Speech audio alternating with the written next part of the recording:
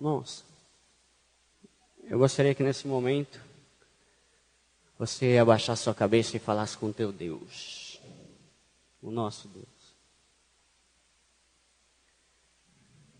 Se há alguma preocupação, alguma inquietação, alguma ansiedade no seu coração, se acalma agora na presença de Deus, irmão. Tranquiliza nosso coração, Pai. Prepara nosso coração para que ele seja uma terra fértil para a Tua palavra hoje, Pai. Este é o dia que o Senhor fez com o intuito de fazer algo novo na nossa vida, Pai. E eu te peço que nesse dia, aquilo que o Senhor planejou se cumpra na nossa vida, Pai. Tira toda inquietação, ó Pai. Senhor, não deixe que nada atrapalhe, ó Pai, o Teu agir aqui neste lugar. Nada, Pai. Que a pregação, ó Pai, atinja as expectativas que o Senhor tem e não as que eu tenho, Pai.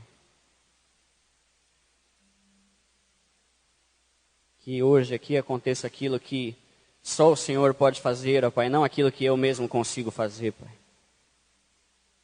Eu não quero fazer o que eu posso, porque o que eu posso é muito pouco, Pai. Mas eu quero que aconteça aquilo que só o Senhor pode fazer neste lugar, Pai. O que eu vou falar não é nada de novo, Deus. O que eu vou falar não é nenhuma novidade, talvez para ninguém aqui. Então vão ser meras palavras se o Senhor não falar no coração de cada um, a começar pelo meu, Pai. Todos nós, ó Pai, dependemos totalmente de Ti, Pai. De Ti, Deus. Eu estava ali no banco e clamei a Ti e falei, Deus, me fala uma palavra. Eu já tenho a pregação, mas eu queria alguma outra palavra Tua, qualquer. E o Senhor me fez abrir no último versículo de Ezequiel, na última frase, que no original diz Jeová chamar, que traduzido é o Senhor está aqui. E isso é tudo que eu precisava saber, Pai. Isso é tudo que eu precisava saber, Pai. Vem, Espírito Santo. Nossa, vem.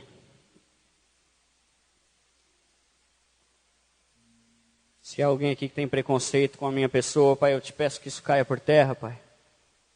Porque eu sou pó mesmo, Pai. Mas a Tua palavra é ouro, Pai. A Tua palavra é perfeita. A Tua palavra é tudo que a gente precisa para a nossa vida. Então que a Tua palavra produza aquilo que o Senhor deseja nessa noite nos nossos corações, Pai. Em nome de Jesus. Amém. Amém, irmãos. Peço que vocês abram a palavra lá em Apocalipse 2. Apocalipse 2, começando no versículo 1. A palavra diz assim: Ao anjo da igreja em Éfeso, escreva o seguinte: Estas são as palavras daquele que tem as 7 estrelas em sua mão direita e anda entre os 7 candelabros de ouro. Eu conheço as suas obras, o seu trabalho árduo e a sua perseverança. Eu sei que você não pode tolerar homens maus. Eu sei que você colocou à prova os que dizem serem apóstolos, mas não são, e descobriu que eles eram impostores, na verdade. Você tem perseverado, suportado sofrimentos por causa do meu nome, e não tem desfalecido. Então a gente vê aqui uma carta, né, à igreja de Éfeso. Éfeso era uma cidade da Ásia. Era a segunda maior cidade do mundo, segundo o Wikipédia, né? Então, era uma cidade muito grande, tinha muita gente. E o evangelho foi pregado lá, através de Paulo. Se a gente for lá em Atos 19, 20, a gente vai ver que ele levou a palavra e aconteceram diversas coisas lá, e aconteceram algumas confusões, porque o povo não queria, mas enfim, lá em Atos 19, 20 fala sobre a história de Éfeso. E ali surgiu uma igreja abençoada, uma igreja firme na palavra, que que algum tempo depois, né, a gente revê ela aqui, né, tem a carta aos Efésios, e aqui em Apocalipse capítulo 2 tem uma carta a essa igreja. E nessa carta, a gente vê alguns elogios para essa igreja, né?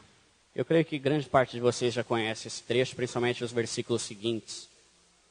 Mas nesse trecho que eu li, ele fala sobre as qualidades daquela igreja, né? Então ele fala aqui, né, que eu conheço suas obras. Deus falando, né? Eu conheço o que vocês fazem. Eu conheço o trabalho árduo e a perseverança que vocês têm. Que bênção, imagina Deus chegar para você e falar, eu conheço a perseverança, você é firme mesmo, você trabalha mesmo.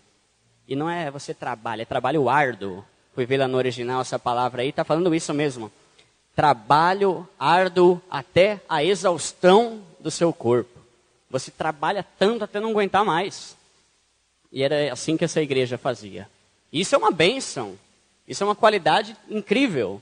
Eu quero trabalhar arduamente para Deus. Eu quero trabalhar arduamente para o reino de Deus. Né?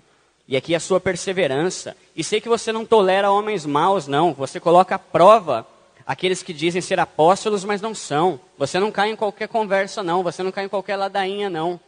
Lá em Efésios a gente vai ver que Paulo sempre falava, instruía eles para ficar firmes na palavra. Né? Até a gente leu aí Efésios 6 agora há pouco.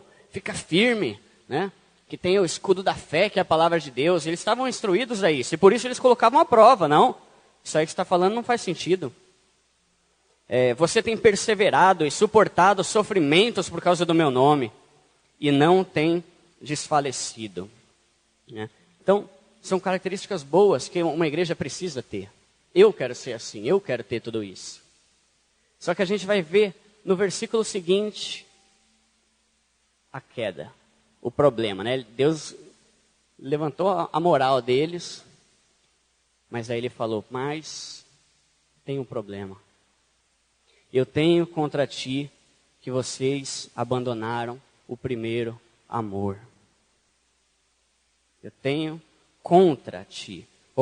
Você é bom, você trabalha, você faz isso, você tem isso, faz aquilo.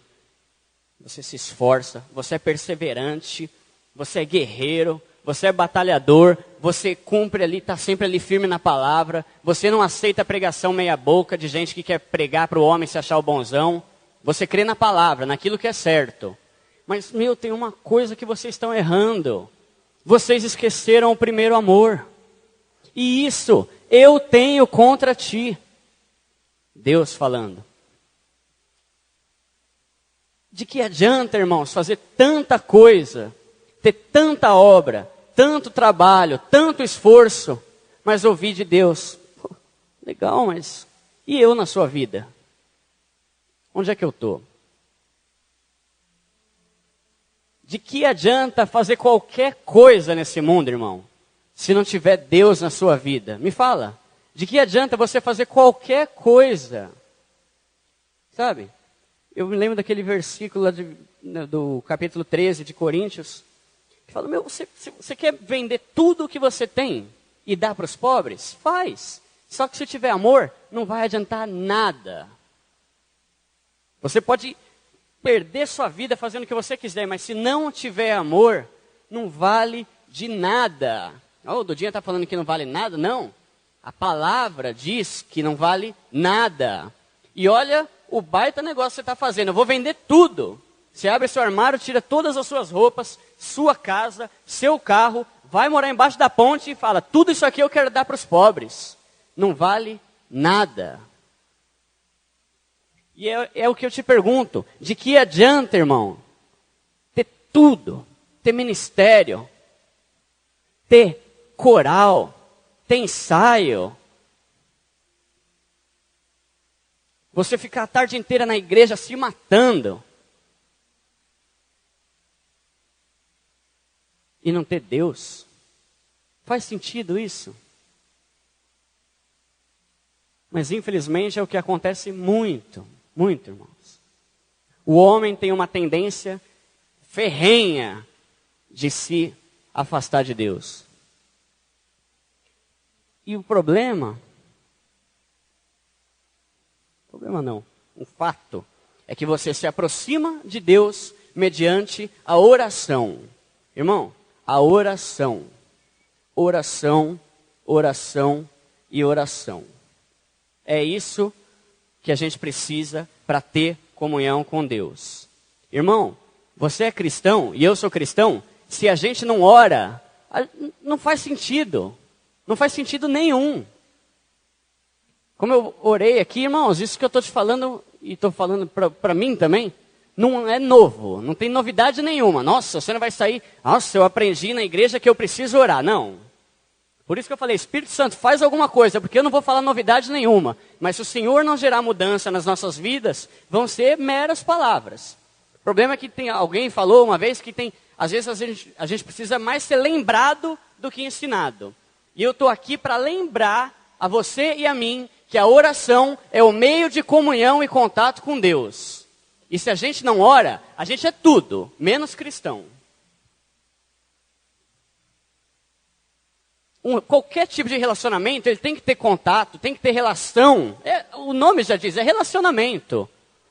E você não se relaciona com Deus por meio do seu pensamento. Não, eu não oro, eu gosto de pensar em Deus. Eu não oro, não tenho tempo para orar, mas eu penso em Deus o tempo todo. Isso não adianta. Imagina você casado com a sua mulher, você não vai falar comigo? Não, só pensa em você o dia inteiro, amor. Pensa em você. Porque essa é a minha forma. Eu posso pensar em alguém lá no Japão e não tenho relacionamento nenhum com essa pessoa. E isso não é novidade. A forma de relacionamento é por meio da conversa, o diálogo.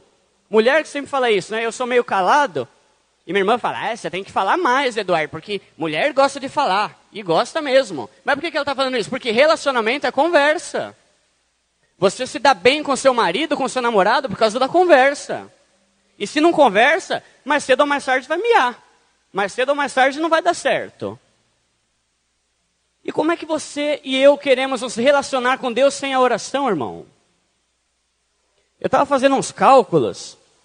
A semana tem 7 dias, 168 horas, 10 mil e não sei quantos minutos. Quantos minutos por semana eu e você passamos conversando com aquele que nós dizemos que é o amado da nossa alma? Quantos minutos? Eu devia perguntar, quantas horas? Né? Porque Jesus, quando estava lá no jardim, falou, peraí, nem por 1 hora você consegue orar, meu amigo? Nem por 1 mísera hora? Ele não disse isso, mas subentende-se isso. Se você, não é todo mundo, hoje em dia numa correria que a gente vive, mas se você dorme na faixa de 8 horas por dia, você dorme por aproximadamente 3.300 minutos por semana. Você dorme, e eu durmo 3.300 minutos. 3.300 minutos sem fazer nada, deitado sobre uma cama inconsciente. Quantos minutos a gente passa em oração?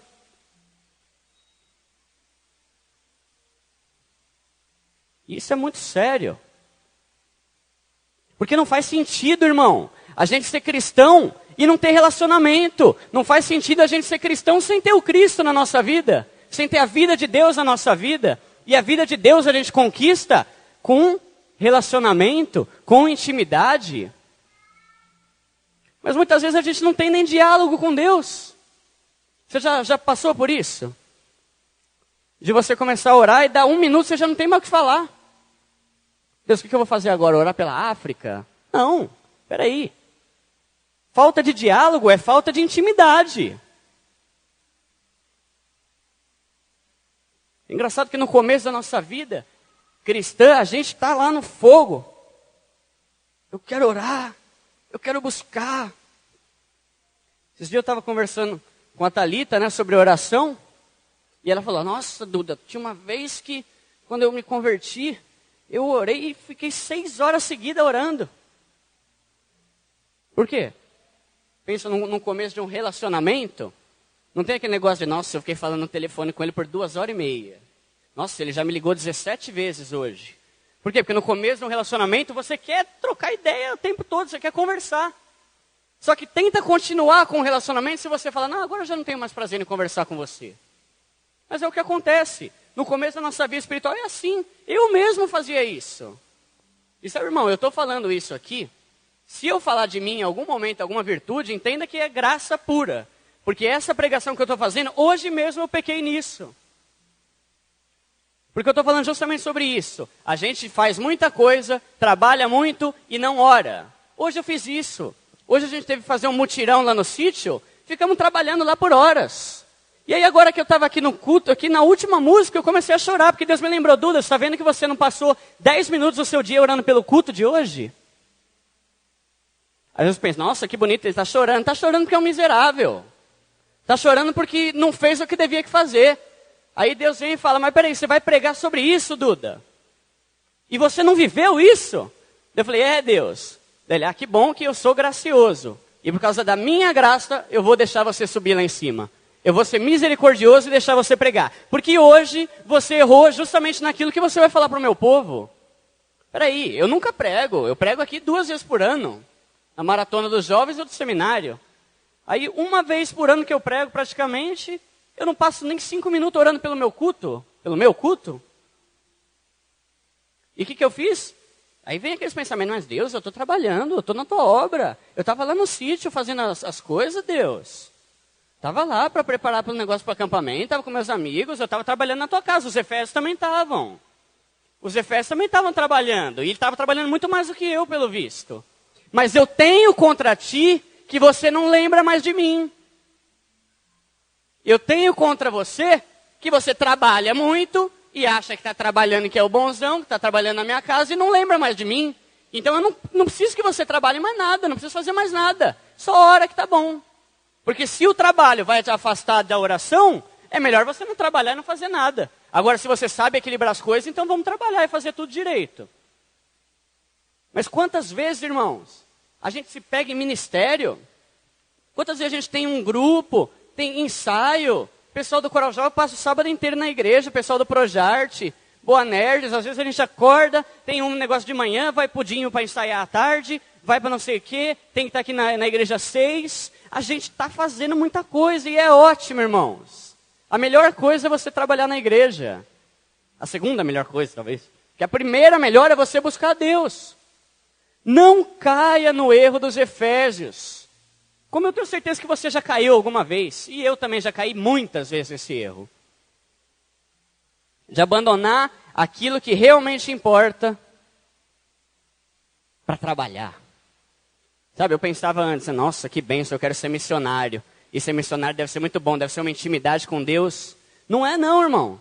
Eu passei um tempo lá em Fortaleza, numa escola, e a primeira coisa que vem em mente, Deus, eu não vou orar porque eu já estou aqui em missões, já estou aqui, tem tanto trabalho, tem tanta coisa para fazer, eu não vou passar um tempo não de oração, porque eu estou trabalhando, pai, eu estou trabalhando para a tua obra, olha que bonito. Aí o pastor chegou lá e eu vi o pastor. O pastor lá do lugar de Fortaleza, estava até com o Toninho e a Márcia, né, e a minha irmã. Ele falou, filho, aqui em missões você tem que ter um tempo para orar. Porque senão você acha que você, por estar trabalhando na obra, você já está fazendo sua parte e não precisa ter mais nada. E ele separava todo dia, acho que 1h30, se não me engano, todo dia, das 11 ao 12h30, para orar. E aí ele e a esposa dele fechava o quarto lá e orava. Por quê? Porque a gente tem a tendência de pensar que quanto mais eu trabalho, mais eu estou fazendo para Deus, então assim tá bom e vai ficar assim mesmo. E não vai. Que trabalhar não gera intimidade. Eu posso trabalhar para um chefe que mora lá na Europa e nunca ter visto o cara. E a oração é a alma do negócio. Sabe, eu estava pensando hoje lá embaixo. Se o pecado é o alimento da nossa carne, a oração é o alimento do nosso espírito. E a luta, carne contra espírito, é constante dentro de nós. Mas e aí? Tá, e daí? O que eu vou fazer? Eu não gosto de orar, não gosto. Irmão, a coisa que a carne mais odeia para mim, provavelmente é a oração. Eu estava vendo um vídeo de um cara que chama Paul Washer, né? E ele falava lá que duas das coisas que a nossa carne mais odeia fazer, orar e ler a Bíblia. Só que ele falou um negócio interessante. Ler a Bíblia, tem gente que não gosta mesmo, porque não gosta de ler e tal. Mas ler a Bíblia ainda é mais conveniente para a nossa carne, porque pelo menos lendo a Bíblia, você consegue aprender e aumentar seu conhecimento e depois se exibir para todo mundo. Entrar num congresso e fazer uma pregação muito boa. Você está lendo lá e pode estar em vez de, Deus fala comigo, não. Eu vou ler para saber cada vez mais que eu quero ser o cara que mais manja da palavra nesse mundo. Agora, orar, quem é que vai saber que você está orando, irmão? Por isso que eu acho que a oração é uma das coisas que a nossa carne mais odeia. E se você esperar o momento da sua carne começar a ter prazer pela oração, provavelmente você já vai estar no inferno. Porque nunca a nossa carne vai gostar de oração. Nunca a sua carne vai falar, eu posso jogar videogame ou orar? Hoje eu estou a fim de orar. Nunca, irmão. Nunca. Às vezes a gente pensa, não vou orar, porque orar de má vontade, de que adianta? Você vai orar de má vontade, irmão. E isso soa ruim, soa feio, né? Poxa, que coisa mais terrível, né? Para Deus saber que eu estou orando de má vontade. Mas Deus conhece a sua carne. Deus conhece a palavra de Deus fala lá em Salmo 103, né? Que Deus sabe que nós somos pó. Então Ele sabe que metade de nós quer orar e a outra metade não quer. É por isso que Paulo falava que o mal que eu queria, o bem que eu queria fazer, eu não consigo. Paulo falava isso, hein? Porque nós não poderíamos admitir que o bem que a gente quer fazer, a gente não consegue, e o mal que a gente não quer, a gente acaba fazendo. Então, a nossa carne, ela não gosta de orar. Mas a gente tem que se policiar. A gente tem que orar. A gente tem que clamar. A gente tem que dobrar o joelho. Isso é bênção, irmão. É orando que você vai conhecer o teu Deus. Não é vindo na igreja. Irmão, nunca o elo entre o homem e Deus foi a religião. É sempre o relacionamento. O relacionamento. Eu tenho temor de falar sobre isso, porque tem sempre um que fala, então não vou mais na igreja. Não tem nada a ver. Você vai na igreja porque a igreja é uma bênção e porque você é abençoado e porque você vem aqui para cultuar o teu Deus. Mas de fato, você pode ter mais relacionamento com Deus no seu quarto. Porque não é a vinda na igreja que vai te atrair a Cristo. É a sua vida de intimidade com Ele. Irmão, entenda isso. Não estou falando que igreja não é importante. Porque os que me conhecem sabem o quanto eu amo a igreja. Graças a Deus. E incentivo todo mundo, vai para a igreja. E fico nervoso quando não vai para a igreja. E quando falta eu me sinto mal. Então, entenda isso, tá? Porque eu odeio mal entendido, principalmente se alguém entender uma besteira dessa, né? Que do dia está falando que não precisa ir para a igreja. Estou falando que tem que ir para a igreja. Igreja é bênção. A palavra de Deus fala em Hebreus que é bom que a gente vá na igreja. Então, você precisa vir. Só que atos de religiosidade, digamos assim, não são o que nos levam a Deus, e sim o relacionamento. Tem gente que está na igreja e vai para o inferno. É mentira? Não. A palavra de Deus fala que metade das noivas lá não vai conseguir. E era noiva. Mas estava sem o quê? Sem o Espírito Santo. Não era qualquer uma, não era uma prostituta, não, era noiva. Só que onde é que entra o relacionamento com Deus, irmãos? E se em algum momento eu der algum mal entendido de que eu estou falando para vocês, não, entenda que isso aqui é para mim também, totalmente. Onde é que entra o relacionamento? Irmão, a oração é a chave do negócio, é a oração que vai atrair a gente a Deus, é a oração que vai atrair a gente ao céu. Só que não adianta você só orar na igreja, não adianta você só orar quando a irmã Isabel, o pessoal da intercessão manda. Você tem que fazer o seu a sós com Deus. John Bunyan, se não me engano, o autor do livro Peregrino, ele falou, imagina se você só se encontrasse com o seu amado em público. Nunca tivesse um momento a sós com seu marido. Nunca tivesse um momento a sós com seu namorado. Ah, vamos sair, vem. Vamos, meu primo, minha sogra e minha avó. Vamos lá no Outback.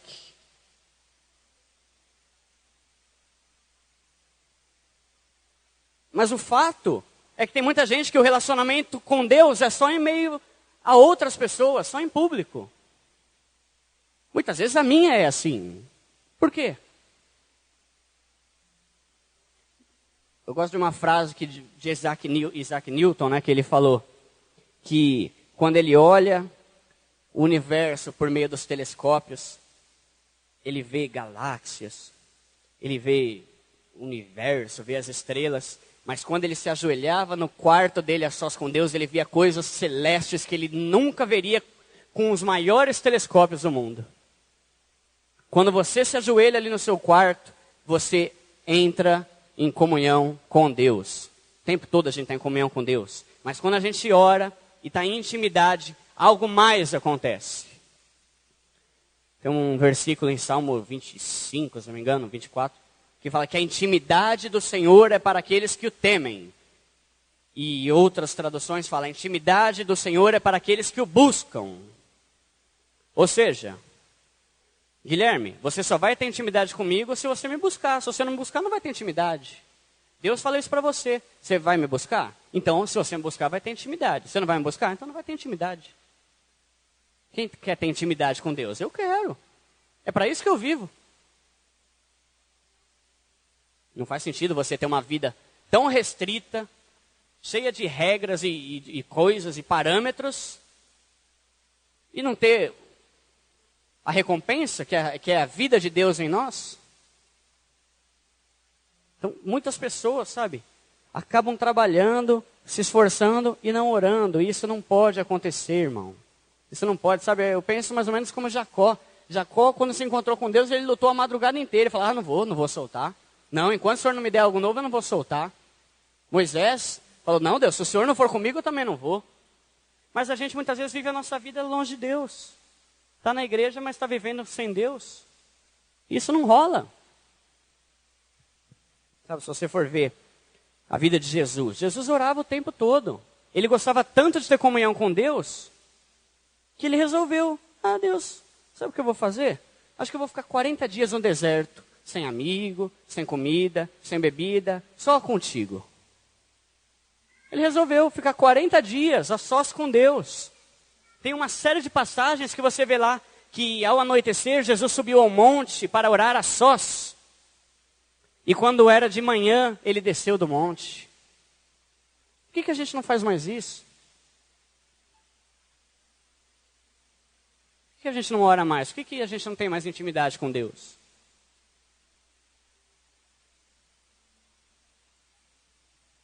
Sabe, quando eu me converti assim, eu nasci na igreja já, né? Mas pela primeira vez assim que Deus começou, que eu comecei a enxergar Deus, né? Provavelmente ele já estava querendo se manifestar e eu que não queria vê-lo. Mas no começo, eu comecei a me policiar. Deus, minha carne não quer orar, mas eu vou orar. Eu vou orar. Eu vou orar. E fiz um propósito com alguns amigos, né? O Fábio, o Daniel também que está na África. A gente estava, sabe, naquele fogo do primeiro amor. Eu falei, vamos marcar reuniões de 6 horas de oração, vamos. Todo sábado a gente vai chegar na igreja aqui 6 horas da manhã e vai ficar orando direto até meio-dia. Irmão, você orava e tinha passado 10 minutos. E ficava aquele desespero, aquela agonia. Que eu falei, não, peraí, eu vou anotar no papel vários pedidos, porque senão acaba o assunto em 3 minutos. E comecei a fazer uma coisa bem sistemática mesmo, sabe? Eu vou orar por isso, tal. E foi. Irmãos, aquilo começou a se tornar um prazer na minha vida. Aquilo começou a mudar. E deixou de ser um peso para mim e começou a ser uma necessidade. Uma vez aí eu estava lá em casa orando e me ajoelhei no meu quarto, era 10 horas da noite. Eu orei, eu gostava de tirar o relógio, porque eu não ficava preocupado com quanto tempo tinha passado. Orei, e de repente eu comecei a orar. Deus, o que mais que eu posso orar? Ora pelos grupos de louvor, Duda. Comecei a orar pelos grupos, eu abençoo o Ágape, eu abençoo o Comunhão Fiel que tinha na época, o Rema, não sei o quê. Deus, e agora? Agora abençoa a vida de cada componente de cada grupo. Meu Deus, tem o Ágape, abençoa a vida do Tiagão, que aconteça isso, abençoa a vida da Dani, tal. E comecei a orar. E quando eu fui ver, já era 6:30 da manhã, irmãos. Por quê? Porque tem coisa para orar, só que a nossa carne não quer. Eu estou falando isso é uma experiência que eu tive do passado. E eu não faço mais essas coisas. Por quê? Entenda isso, irmão. O relacionamento com Deus se dá por meio da oração. E se você não ora, você não se relaciona com teu Deus. Se esforce mais. Clame mais. Busque mais. Ore mais. Eu peguei uns exemplos de algumas pessoas aqui, né? Você vê o avivamento da Rua Azusa. Nossa, que bênção esse avivamento. William Seymour lá. Tal, e aconteceu e transformou a história da cidade e se espalhou. Mas, irmãos, antes daquele avivamento começar, William Seymour, ele orava 7 horas por dia. Só clamando, Deus, eu quero teu Espírito Santo. Eu quero teu Espírito Santo sobre a minha vida. Mais ou menos como Moisés, porque se o Senhor não vier, eu também não quero. Eu não quero viver, eu não quero sair daqui, eu quero ficar nesse quarto para sempre. Se o Senhor não vier, eu quero teu Espírito Santo. 7 horas, irmão. E olha o resultado da oração dele. Se Deus fala para a gente orar, você acha que Ele não vai recompensar? A palavra de Deus fala em Efésios 11:6 que aqueles que o buscam precisam crer que Ele recompensa aqueles que o buscam. Olha que coisa maravilhosa. Além da gente poder buscar, Ele ainda fala, não, você pode orar. Só que se você não acreditar que eu vou te recompensar, eu vou ficar chateado. É mais ou menos isso que Deus está falando. Você vai me deixar bravo se você não acreditar que eu vou te recompensar. Mas, irmão, a recompensa da oração é a própria comunhão com Deus. A maior recompensa da oração é a própria oração. É o estar com Deus, é falar com Ele, é ter intimidade com Ele. Você pega um cara tipo Jonathan Edwards, foi um pregador famoso também. Ele orava tanto, irmãos, e fazia exatamente o oposto do que eu fiz. Cada sermão que ele pregava, ele ficava pelo menos 3 horas orando antes. Se você chegasse na igreja dele lá, ele estava orando 3 horas antes do culto já, pelo culto. E o que acontecia nos cultos dele? Tem um livro que eu li, agora não tenho certeza se é Jonathan Edwards, mas fala que quando ele orava tanto, ele tinha tanta intimidade com Deus, irmão, que quando ele estava a 50 quilômetros de uma cidade, o pessoal da cidade já começava a se quebrantar e não sabia por quê. Você não acredita? Eu acredito nisso. A palavra de Deus fala que coisas maiores do que eu fiz iriam acontecer com vocês. Agora você imagina, um cara está lá no Ibirapuera, sei lá onde, está chegando e já começa a sentir o quebrantamento por causa da unção do cara que está lá no Ibirapuera. Isso é tremendo, irmãos. E isso é real.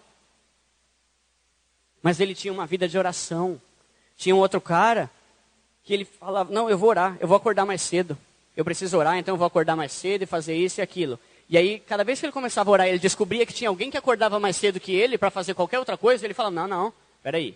Como é que o leiteiro acorda 6 horas da manhã para vender leite e eu aqui preguiçoso 7 horas dormindo em vez de estar orando? Daí começou a acordar 6 horas.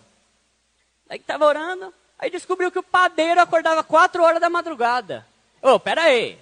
O carinha lá acorda para fazer pão 4 horas e eu aqui dormindo sem buscar o meu Deus, que é a coisa mais importante da minha vida? E ele começou a acordar todo dia 3:30. É um cara fanático? Talvez, mas eu gostaria de ser que nem ele.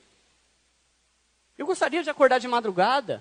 Gostaria de clamar. E a gente fala, mas eu não tenho tempo. Não tem tempo nada. Uma vez eu falei para Deus, como é que eu vou orar? Eu não tenho tempo. Irmãos, Deus começou a me trazer a memória. O que você faz quando você está tomando banho? Lava o cabelo. Tá, e você precisa usar a boca para lavar o cabelo? Não. Então por que você não ora enquanto você está tomando banho? Quanto tempo você demora para ir de ônibus até o teu curso? Deus, mais ou menos 1h20. E para voltar? 1h40. 3 horas dentro do ônibus e não tem tempo para orar? Esses dias o Guilherme falou para mim que foi para o trabalho e acho que ficou quase 4 horas no trânsito. A gente passa 4 horas no trânsito e tem a cara de pau de falar que não tem tempo? Tempo a gente tem, o que a gente não tem é policiamento, o que a gente não tem é disciplina. Dá para a gente orar. Só que é importantíssimo a gente entender que Deus não deve ficar com o resto do nosso tempo. Deus, eu vou fazer isso, aquilo e aquilo, e se sobrar um tempinho eu oro. Não. Deus sempre quis as primícias, né? Deus sempre não quis o que sobrava. Se sobrar, você traz aí. Por isso que a gente fala que o dízimo é a primeira coisa que a gente tem que pagar. A oração é a primeira coisa que a gente tem que se programar. Então tenta ter um tempo de oração na sua vida. Sabe, você junta seus amigos e vai orar. Junta seus amigos, irmão, a gente tem aqui uma igreja que está à disposição. Tem um monte de sala lá atrás no Singapura, tem essa linha de oração. Junta 2, 3, 5, 20 amigos e ora, e vai orar. Mas a gente tem tanto tempo para fazer tanta coisa e não ora. Irmãos, eu só quero que você entenda que não faz sentido a gente falar que é cristão e não ora. Junta pessoas no seu ministério e ora. A oração é o que te liga a Deus. É engraçado que aqui ele fala, né? Contra você, no Apocalipse 2:4. Eu tenho isso, você abandonou seu primeiro amor, cara. Onde é que eu estou na sua vida? Qual o espaço que eu estou na sua vida? Você está vindo na igreja, você está trabalhando, você está no Boané, você está no Projarte, você está no Coral Jovem, você está na liderança, você está fazendo inscrição do acampamento, mas e eu? Onde é que eu estou na sua vida? Lembre-se de onde você caiu. E um negócio interessante. Ele fala aqui, contra você, eu tenho que você abandonou o primeiro amor. Ele não está falando que você perdeu o primeiro amor. Quando você perde, já era. Você não sabe onde é que está. Onde é que está? Sei lá. Agora, quando você abandona, você deixa ali e você pode voltar a qualquer momento e falar, peraí, quero pegar de volta. Ele abandonou o primeiro amor, ou seja, ele estava andando, tem uma palavra aqui,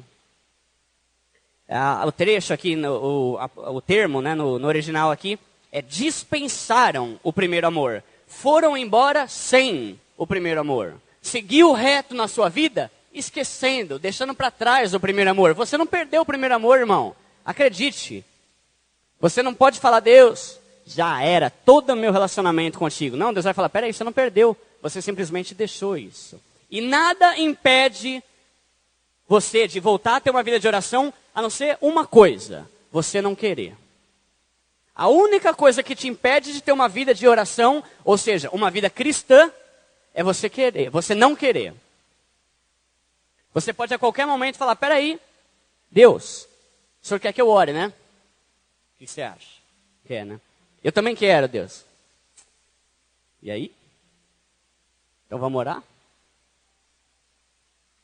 Orar é de graça. Orar não custa nada. Orar pode ser em qualquer lugar. Só falta uma coisa. A gente tomar vergonha na cara, desculpa o termo. Tomar vergonha na cara e orar. E falar, Deus, se eu sou cristão, eu vou ter uma vida de oração. E se eu quero ter mais o Senhor, eu vou ter uma vida de oração. E se eu quero que o meu ministério prospere, eu vou orar por ele. Se eu quero que a minha família seja salva, eu vou orar por ela. Mas eu não vou fazer isso só na igreja. Eu vou fazer o tempo todo, Pai. E, de preferência, ter um momento de oração na sua vida. Bom, acho que é isso. Finalizando aqui. Muitas vezes a gente quer ouvir a Deus sem deixar que Ele nos ouça. Qual graça tem de orar? Só eu falo? Se você não falar, aí que Deus não vai falar mesmo. Tudo que Deus tinha para fazer na nossa vida, Ele já fez. Agora, somos nós quem temos que nos achegar a Ele. E a garantia de que Ele vai se achegar a nós. Amém, irmãos? Eu te peço que você feche os seus olhos e faça isso. Eu não sou nada para querer ou não querer. Mas de preferência, não se junta com ninguém, irmão. Porque a gente está falando aqui de vida de oração, vida de intimidade com Deus. Então, cada um tem a sua vida, cada um tem a sua intimidade. A gente não vai cantar, eu não vou orar agora. A gente não vai se juntar. Mas por 10 minutos, ore com o seu Deus. E deixe Ele falar contigo.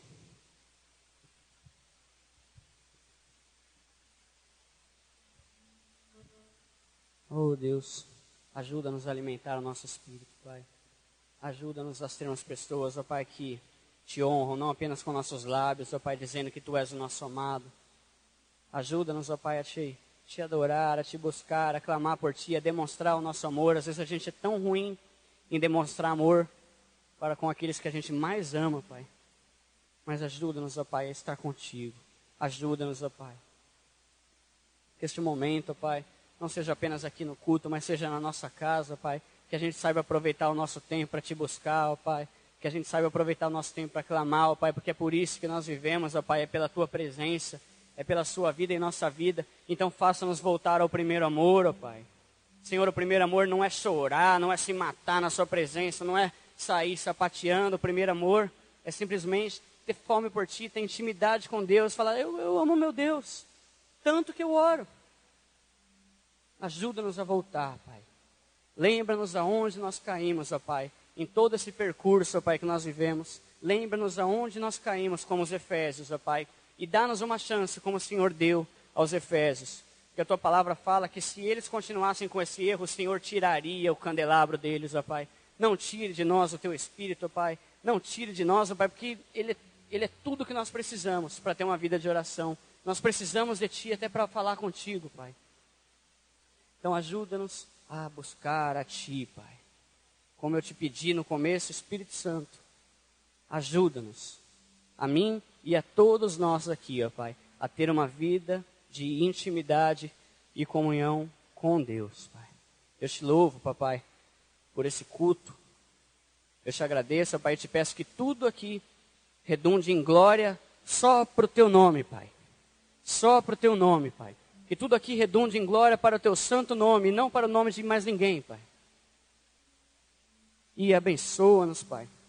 Guarda-nos agora que vamos voltar para nossas casas. Recompensa, Pai, tanto aqueles que foram embora mais cedo, quanto aqueles que estão aqui até agora, Pai. Livra do mal, guarda, Pai. Dá condições, ó Pai, de cada um aqui ter o seu próprio carro, Pai, para poder ir tranquilo para casa, Pai. Abençoa e prospera o seu povo, Pai. Em nome de Jesus é o que eu te peço e te agradeço, Espírito Santo. Amém. Amém.